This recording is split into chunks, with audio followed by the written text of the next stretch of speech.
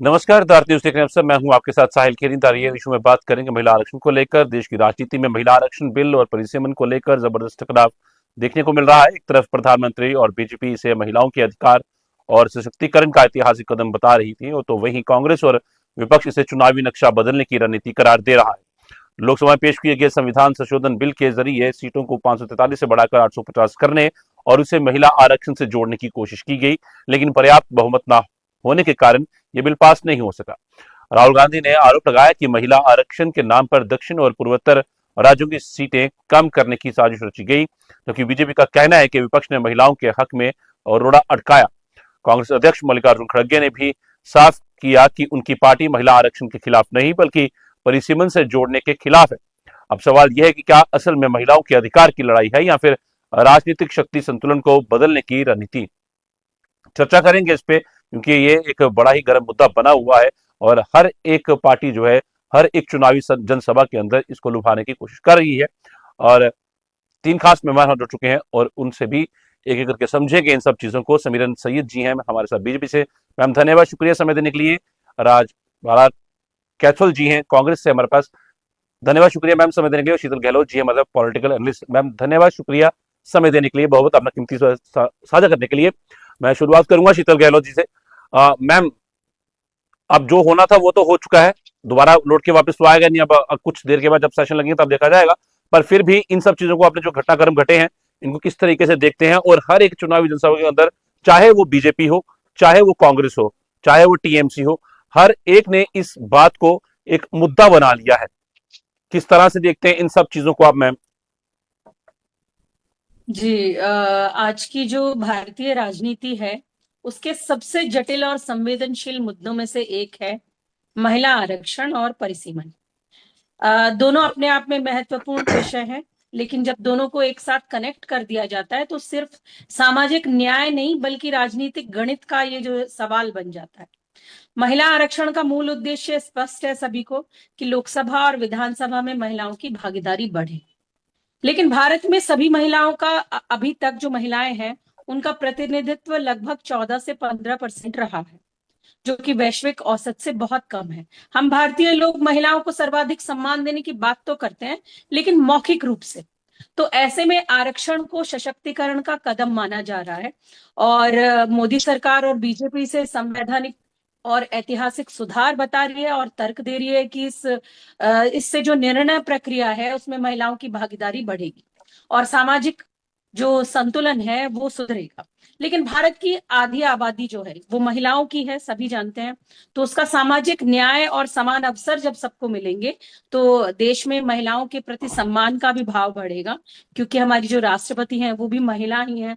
तो लेकिन असली विवाद है परिसीमन का मुद्दा।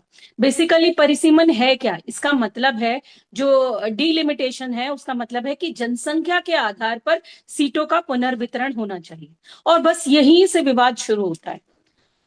जो राहुल गांधी है वो आरोप लगा रहे हैं कि दक्षिण और पूर्वोत्तर राज्यों की सीटें कम हो जाएंगी। जी। खड़गे जी कह रहे हैं कि महिलाओं के आरक्षण के वो खिलाफ नहीं है, बल्कि इसको जो परिसीमन से जोड़ा जा रहा है इससे उन्हें दिक्कत है।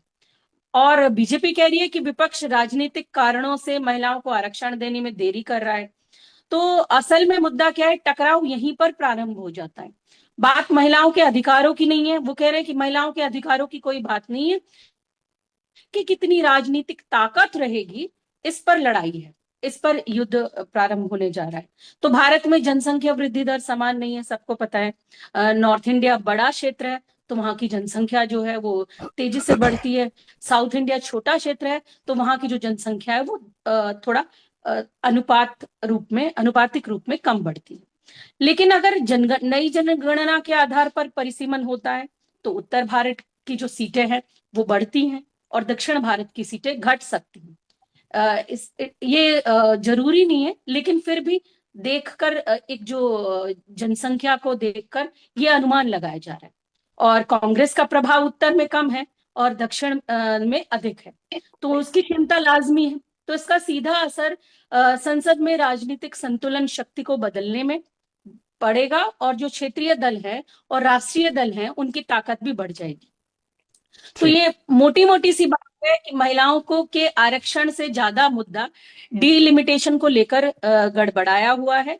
ये राजनीतिक जोखिम की रणनीति है। आने वाले समय में ये किस हिसाब से बैठेगा, ये तो वक्त ही बताएगा। ठीक है मैम, मैं दोबारा करूंगा आपका, मैं करूंगा राजपाला कैथल जी का। मैम, परिसमन से इतनी आपत्ति क्यों है? आखिर फायदा तो दोनों पार्टियों को मुख्य तौर पर मिल सकता है, इसमें तो कोई दो राय नहीं है। मेरा सभी को नमस्कार, राजबाला नमस्कार। कैथल की तरफ से। देखो, महिला पे बात आती है, महिला आरक्षण पे बात आती है। देखो, ये बार बार बोला जाता है कभी महिला को आरक्षण के बारे में। कल हमारे माननीय मुख्यमंत्री प्रधानमंत्री जी की भी लाइव सुनी थी, और हमने विधानसभा में जो राहुल गांधी की भी सुनी थी। लेकिन महिला क्या चाहती हैं कि कभी भी जब महिलाओं का आरक्षण की बात आती है तो राजनीति के इसका राजनीतिक मुद्दा बनाया जाता है। तो उस टाइम पर क्या एक बार और मुद्दा उठाया था भी महिला को विधानसभा में और संसद में क्यों नहीं लिया जाता? क्या महिला अपनी भागीदारी जिम्मेदारी नहीं निभा सकती? जब वो एक परिवार को संभाल सकती है, एक बच्चों को संभाल सकती है, एक अपने पति को संभाल सकती है, तो वो आपने अंदाजा नहीं है। मैं बीजेपी सरकार से भी बोलती हूँ और कांग्रेस से भी बोलती हूँ, जब महिला अपने परिवार को इतने अच्छे से संभाल सकती हैं, तो वो क्या उस संसद को और विधानसभा के और लोकसभा की इलेक्शन को या इस देश की जिम्मेवारी नहीं उठा सकती? और मैं चाहती हूँ वही महिला को आगे बढ़ाए, हर चीज में महिला आगे रहती है। घर की जिम्मेवारी में आजकल तो महिला आगे रहती है, और दाल चीनी जितनी भी जिम्मेवारी, बच्चों की जिम्मेवारी तो है, मैम, यही तो जहां भी बात आती है भागीदारी ना, रही जाती यही बात आती है ना, अगर इस बात को सर्वसम्मति से मान लिया जाता, ये 3 विधेयक अगर पास हो जाते, तो महिलाओं के लिए ही ये अच्छा होना था, क्योंकि महिला हमेशा एक महिला अगर सर एडमिनिस्ट्रेटिव क्वालिटी में एक आगे मिनट सर, रहती हैं। अगर जी मैम। महिलाओं की ये बातें अगर अभी सलोसंती से मतलब इतना मुद्दा ना उठाकर मान दिया जाता तो महिला का सम्मान भी बढ़ता, और महिलाओं का सम्मान बीजेपी में भी बढ़ता और कांग्रेस में भी बढ़ता। जो से भी मतलब जितने भी पार्टी में बात नहीं कर रही, लेकिन मैं महिला की उसमें बोल रही हूँ, जितने भी पार्टी कांग्रेस है, बीजेपी है, जो भी है, लेकिन उन्होंने समर्थन करना चाहिए महिलाओं का। भाई हम खुश हैं, महिला को आरक्षण दे देना चाहिए, क्योंकि 11% महिलाओं को आरक्षण है। और पाकिस्तान में देखो कितना महिलाओं को आरक्षण मिला हुआ है। आप देखो क्या महिला में पाकिस्तान, हमारा तो मैम, वही हिंदुस्तान सवाल है ना, पाकिस्तान कांग्रेस ने से इतना भी है समय क्यों दूसरा। लगा दिया? कांग्रेस ने क्यों नहीं दिया? जब राजीव गांधी की सरकार थी, 400 प्लस सीटें थी, तब क्यों नहीं आरक्षण दिया गया महिलाओं को? तब तब क्यों नहीं क्या बढ़ाया करते गया? हैं सर, जब जब राजनीतिक मुद्दा, जब इलेक्शन नजदीक आता है, तब ये मुद्दा उठाया जाता है और कानून पहले से ही बना देते हैं, लेकिन वो देते नहीं। आवाज उठाते लेकिन देते नहीं। ये हम कांग्रेस को भी बोलते हैं, कांग्रेस क्यों नहीं देना चाहती? हम राहुल गांधी ने इतना लेडीजों का मजाक क्यों बनाया? ये हम पर, ये हमें एक निंदनीय बात है। लेडीजों पे सम्मान पे ठेस पहुंची है, और हम इसको तब जाकर हम माफी देंगे, तब महिलाओं को आरक्षण मिलेगा। मैम सिमरन मैम, इस बात को आखिर मुद्दा क्यों बनाया जा रहा है? हर एक रैली के दौरान यही बातें रखी जा रही हैं कि कांग्रेस ने जो है वो सही नहीं किया, अगर सर्वसम्मति से पास होता तो सही रहता। नमस्कार, अस्सलाम वालेकुम। नमस्कार मैम। मैं अपनी इन बहनों की बिल्कुल सहमत हूँ। सबसे पहली बात तो मैं राजबाला जी की पे से कहूंगी कि राहुल गांधी जी ने यूं कहा कि क्या मोदी जी महिलाओं को लड़वाना चाहते हैं। ये अल्फाज वो ऐसी जगह पर खड़े होकर कह रहे हैं, उनसे उनकी मानसिकता पता चल रही है। मतलब अगर महिलाएं होंगी वहां पर तो वहां झगड़ा होगा, लड़ाई होगी? नहीं। महिला एक पति पाल को संभाल सकती है, बच्चे पाल सकती है, ये बात हकीकत है, क्योंकि हम उस बंधन में बंधे हुए हैं। लेकिन महिला एक अच्छी लीडर भी बन सकती है। महिला में बर्दाश्त भी है।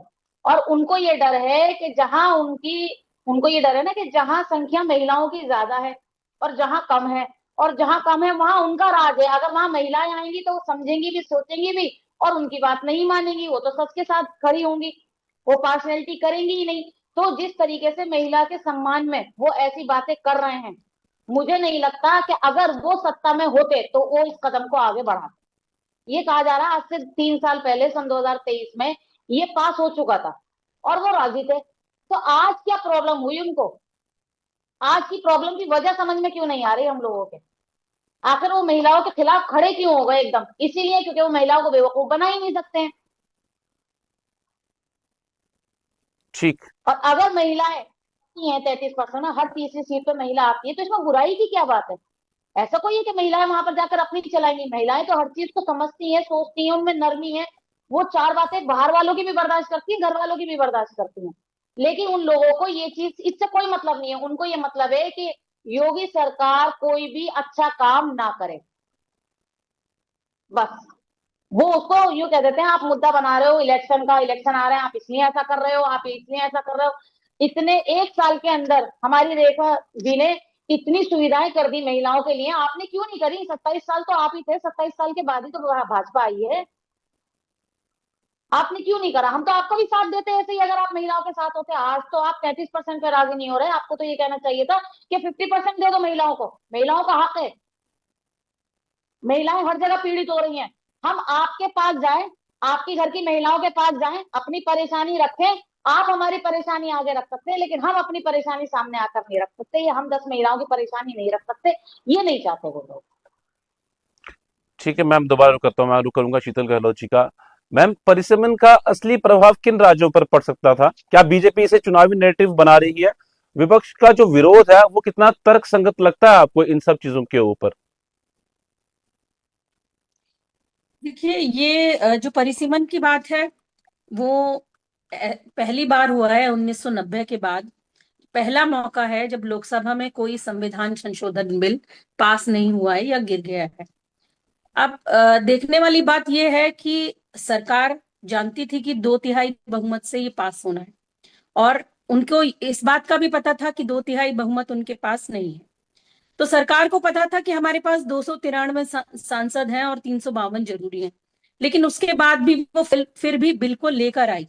ये बहुत बड़ी विवेचना वाली बात है। तो सबसे पहले मैं आपको ये बता दूं कि ऐसा नहीं है कि जो परिसीमन आयोग का गठन है वो भारतवर्ष में पहली बार हुआ है। भारतवर्ष में इससे पहले भी परिसीमन आयोग का गठन 4 बार ऑलरेडी हो चुका है। 1952 में, 1963 में, 1973 में और 2002 में। लेकिन 73 से लेके 2002 में भी परिसीमन आयोग ने कोई भी संख्या में बदलाव नहीं किया था। अब जो मोदी सरकार है वो इस बिल को लेकर क्यों आई है, ये देखने वाली बात है। 16 अप्रैल 2026 से महिला आरक्षण बिल, वैसे भी नारी शक्ति वंदन अधिनियम के नाम से, लागू हो चुका है। इसमें ऐसी कोई इफ बट वाली बात नहीं है। लेकिन सरकार के पास मोटा मोटी मेरे हिसाब से थोड़े से एजेंडे हैं। सबसे पहले तो सरकार ने कोशिश की है कि विपक्ष, देखिए हम बिल लेकर आए हैं और विपक्ष इस काम को होने नहीं दे रहा है, तो हार कर भी जीतने वाले को सिकंदर कहते हैं।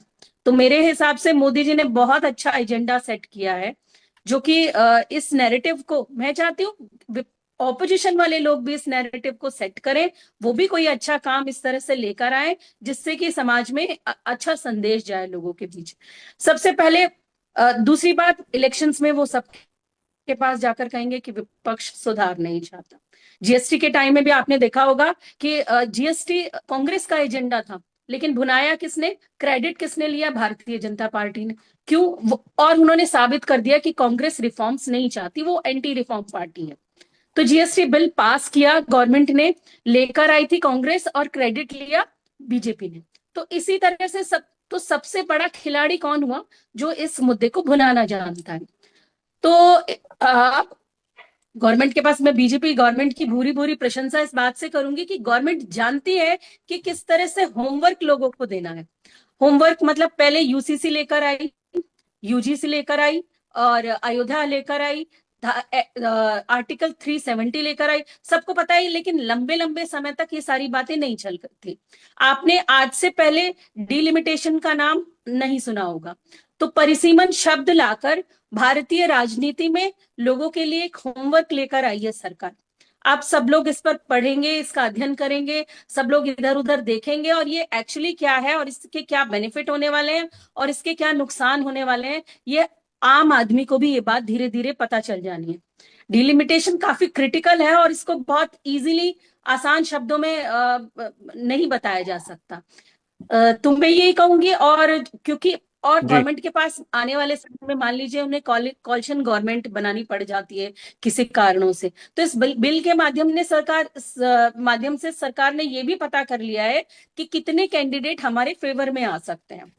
तो और विमेन रिजर्वेशन की जहां तक बात है, तो जो रिफॉर्म है वो 2/3 मेजोरिटी से होता है। सबको ये भी, कोई भी विधेयक सरकार को अगर पास करना होता है तो इस बात की जानकारी लोगों तक दी जा सकती है कि देखिए हमारे पास 2/3 बहुमत नहीं है, इसलिए ये चीज पास नहीं हो सकेगी। आने वाले इलेक्शंस में आप हमें होते, ताकि हम और नए विधेयक और नए बिल्स और भारत की लोगों के लिए, लोगों के फेवर के लिए कर सकें।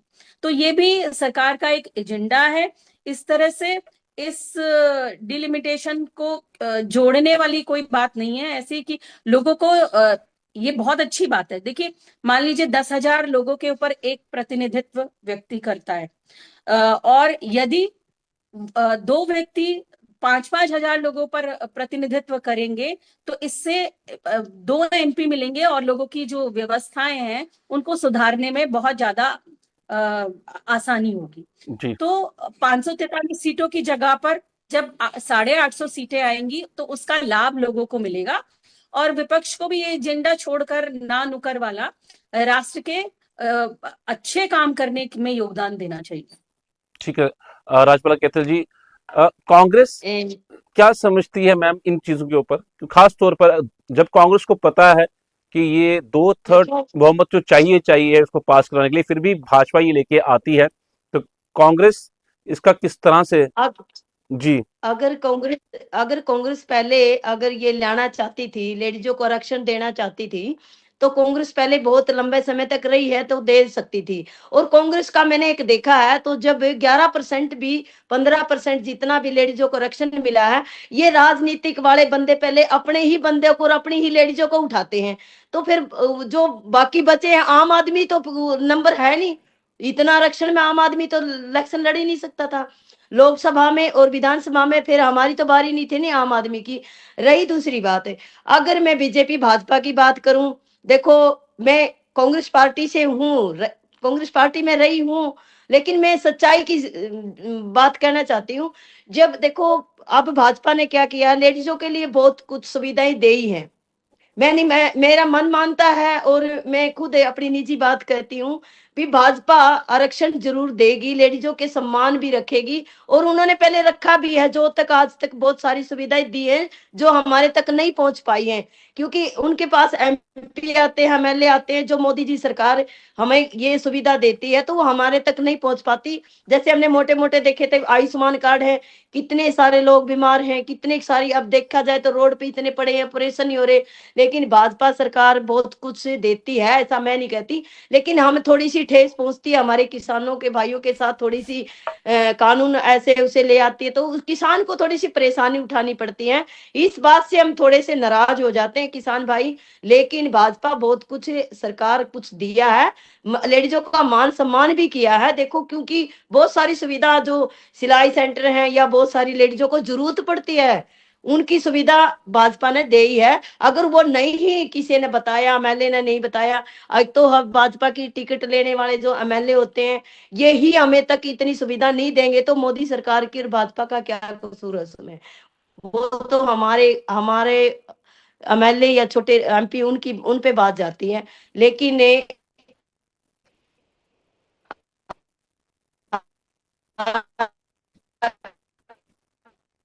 हमारा महिलाओं का रखें और उसको देने की कोशिश करें, और महिला रूप होता है तो महिला की कभी भी कमजोरी मत देखिए, महिला के गुण देखिए, ये कैसे सरकार चलाती है। आरक्षण देने का काम कीजिए, मैं तो यही रिक्वेस्ट है जी हमारी माननीय प्रधानमंत्री से भी, कांग्रेस से भी हमारी तो यही है, बीच में रोड़ा ना अटकाएं, कोई भी राजनीतिक में ऐसे रोड़ा ना अटकाएं, तो महिला पर गौर करने की जरूरत है इनको। ठीक। सिमरन सैयद जी, क्या 2029 में अब 543 सीटों के ऊपर जो है वो आरक्षण मिल पाएगा, या 2034 में ही मिलेगा? क्या स्पेशल सेशन बुलाकर, विशेष सत्र बुलाकर क्या एक विधेयक पास किया जा सकता है इस पे? देखिए कोशिश तो सबकी यही है, और अब तो महिलाएं वैसे ही रोड पे उतर गई हैं अपने हक के लिए बोलने के लिए। और हमारे लिए बड़े गर्व की बात है कि हम तीनों यहाँ पर बैठे हुए हैं और हम महिलाएं, आपने हमें इतना सम्मान दिया, उसके लिए बहुत बहुत शुक्रिया। धन्यवाद लेकिन मैम। एक चीज मैं जरूर कहूंगी जी। कि जैसे अभी कहा क्या नाम है राजबाला जी ने और शीतल जी ने भी, अगर मेरी कोई बात गलत हो जाए तो बुरा मत मानिएगा, कि ठीक है एजेंडा है, लेकिन विपक्ष को ये तो सोचना चाहिए कि ये चीज इस टाइम भलाई के लिए हो रही है। जरा सा अपनी ईगो को साइड कर कर अगर वो साथ दे दे तो इस टाइम शायद वो बहुत मतलब आगे बढ़ जाते। इतनी सी बात है कि हाँ, विपक्ष ने भी इस बात को टाला नहीं, उन्होंने इस बात को विरोध करके, इस बात का विरोध करके अपने आप को बुरा साबित करवा दिया कि अब ये महिलाओं के पक्ष में नहीं है। तो हमारे लिए कहीं ना कहीं बड़ी शर्म की बात है। महिलाएं, उसमें ये नहीं था कि सिर्फ बीजेपी की जो महिला होगी या बीजेपी से जो जुड़ी हुई होगी वही आ सकती है, वो तो कांग्रेस की महिला भी हो सकती है, समाजवादी की भी महिला हो सकती है, कोई भी महिला हो सकती है, आएगी तो सही। मामूली इंसान कहीं तो आगे बढ़ेगा और महिलाओं की हिम्मत भी बढ़ेगी। वो भी कहेंगे हाँ जी, मुझे इतनी इज्जत दी, मुझे मौका दिया कि मैं देश भी चला सकती हूँ, मैं एक निर्णय जनता के हित में भी ले सकती हूँ। तो ये तो एक तरीके से हमारे लिए बहुत गर्व की बात थी। लेकिन महिलाओं के लिए तो शुरू से लड़ते आए हैं, आगे भी लड़ेंगे जब तक कामयाबी नहीं मिलती। ठीक है मैम। शीतल मैम का रुक करूंगा मैं। शीतल मैम, महिलाएं जो हैं वो एडमिनिस्ट्रेटिव क्वालिटीज में सबसे आगे होती हैं, शायद आप मेरी बात से ये सहमत होंगे। तो कितना सही हो जाता अगर 850 सीट्स हो जाती और महिलाएं 273 के आंकड़े के साथ संसद में बैठती, और तब एडमिनिस्ट्रेटिव क्वालिटी जो थी संसद के अंदर किस तरह की रहती, कितना ये सही रहता महिलाओं के लिए, खासतौर देश के लिए। एक और दूसरा, ये जो चुनावी माहौल चल रहा है, अब तो 2 ही स्टेट्स के बचे हैं, एक वेस्ट बंगाल और तमिलनाडु के, एक 23 को होगा और एक 23 और 29 को। तो इस बात का क्या इम्पैक्ट पड़ सकता है महिला वोटर्स के ऊपर इन चुनावों के अंदर? देखिए साहिल जी, निश्चित रूप से इम्पैक्ट पड़ेगा। वैसे तो भारतवर्ष में हमने एक हमारी पुस्तक है प्राचीन मनुस्मृति, उसमें कहा गया है यत्र नार्यस्तु पूज्यते रमन्ते तत्र देवता। लेकिन जब उस बात को प्रैक्टिकली जीने का समय आता है तो हमारे जो नेता लोग हैं वो अपने फायदे को सबसे पहले सर्वोपरि रखते हैं। तो अभी मैं सुन रही थी अखिलेश यादव जी को, अखिलेश यादव जी कह रहे थे कि ओबीसी महिलाओं को आरक्षण दिया जाए। और जब लेकिन 2023 में जब ये नारी शक्ति वंदन अधिनियम पास हुआ था और लोकसभा और विधानसभा दोनों सदनों में पास हुआ था, तब ये सवाल उन्होंने तब उस टाइम क्यों नहीं उठाया? आज परिसीमन अटैच होने के बाद ये सवाल क्यों उठाया? इससे उनकी जो दोहरी मानसिकता है वो दिखाई देती है। और रही बात महिलाओं की, तो मैं आप सबको इस कार्यक्रम के माध्यम से बताना चाहती हूँ, महिलाएं किसी भी रूप में कमतर नहीं है, उन्हें आरक्षण मिले या ना मिले। वो आरक्षण से पहले भी आपने देखा होगा, हमारी जो राष्ट्रपति हैं द्रौपदी मुर्मू, वो किसी आरक्षण के कारण वहां नहीं पहुंची है। आप मायावती जी को देख लीजिए, वो किसी आरक्षण के तहत उत्तर प्रदेश की मुख्यमंत्री नहीं रही हैं। ममता बनर्जी जी किसी आरक्षण के तहत मुख्यमंत्री नहीं रही हैं। तो महिलाओं के लिए आरक्षण मिल जाए वो एक पॉजिटिव साइड है। लेकिन इसके अलावा भी अब ये महिला रिजर्वेशन बिल लागू हो या ना हो, मैं तमाम गवर्नमेंट को और जो ऑपोजिशन को ये बताना चाहती हूँ कि महिलाएं किसी भी रूप में पीछे नहीं है। अगर आप महिलाओं के हित को आगे लेकर ये दिखावा करने की कोशिश कर रहे हैं तो बिल लागू हो या ना हो, आप 50-50% अपने साथ महिलाओं को रखिए हर क्षेत्र में। तब तो माना जाएगा कि हाँ, आप महिला के रिजर्वेशन के तो फेवर में नहीं, ऑपोजिशन में नहीं है, उनको साथ लेकर चलना चाह रहे हैं। बिल आए या ना आए, आप पार्टी में उनको 50% भागीदारी दीजिए। हर पार्टी के लोगों से मेरा ये संदेश है। ठीक है मैम, धन्यवाद आप तीनों को हमारे जुड़ने के लिए। सविन सईद मैम आपका धन्यवाद, राजपाला कैसल मैम का धन्यवाद, और शीतल गहलोत मैम आपका भी बहुत बहुत धन्यवाद हमारे जुड़ने के लिए, और हमारे साथ जिस तरह से अपने बातें रखी काफी अहम हो जाती हैं। तो साफ है, महिला आरक्षण का मुद्दा अब सिर्फ एक कानून नहीं बल्कि देश की राजनीति का केंद्र बन चुका है। एक तरफ इसे महिलाओं के अधिकारों की ऐतिहासिक पहल बताया जा रहा है, तो दूसरी तरफ सत्ता संतुलन बदलने की साजिश कहा जा रहा है। सच क्या है ये आने वाले समय और राजनीतिक फैसलों से साफ होगा, लेकिन इतना तय है कि ये मुद्दा आने वाले चुनावों में बड़ा असर डाल सकता है। और नजर इस बात पर है कि क्या सरकार और विपक्ष किसी सहमति पर पहुंचेंगे या ये टकराव और गहराएगा। फिलहाल दारियल शो में इतना ही, मुझे दीजिए इजाजत, नमस्कार।